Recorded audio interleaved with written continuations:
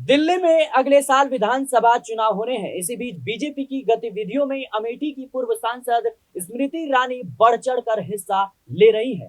हाल ही में वो राजधानी में पार्टी की सदस्यता अभियान से संबंधित कार्यक्रमों में सक्रिय रूप से शामिल होती नजर आ रही हैं। इस दौरान पार्टी नेताओं ने कहा कि उन्हें दिल्ली में 14 जिला इकाइयों में से 7 में सदस्यता अभियान की देखरेख का जिम्मा सौंपा गया है। जानकारी के अनुसार स्मृति ईरानी ने दक्षिणी दिल्ली में एक घर खरीदा है, जो दिल्ली में पार्टी की गतिविधियों में उनकी आगे की बढ़ती भागीदारी का संकेत देता है।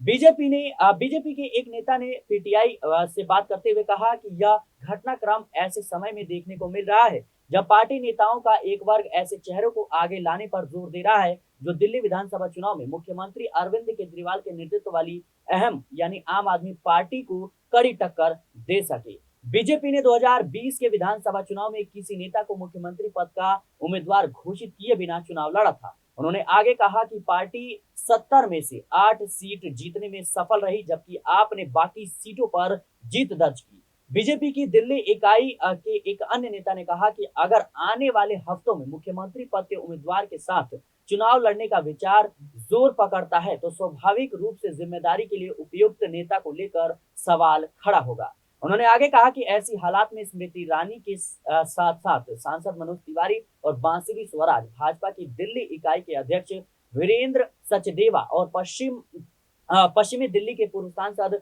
प्रवेश वर्मा जैसे अन्य नेताओं की जो है इस भूमिका के लिए संभावित दावेदार हो सकते हैं। उन्होंने दावा किया कि एक नेता के पीछे पूरी पार्टी का एकजुट होना लोगों के बीच एकता का संदेश देगा और प्रचार को भी मजबूती देगा। बीजेपी ने 2015 के विधानसभा चुनाव में किरण बेदी को मुख्यमंत्री पद का उम्मीदवार बनाकर चुनाव लड़ा था। इस दौरान पार्टी का प्रदर्शन कुछ खास नहीं रहा था।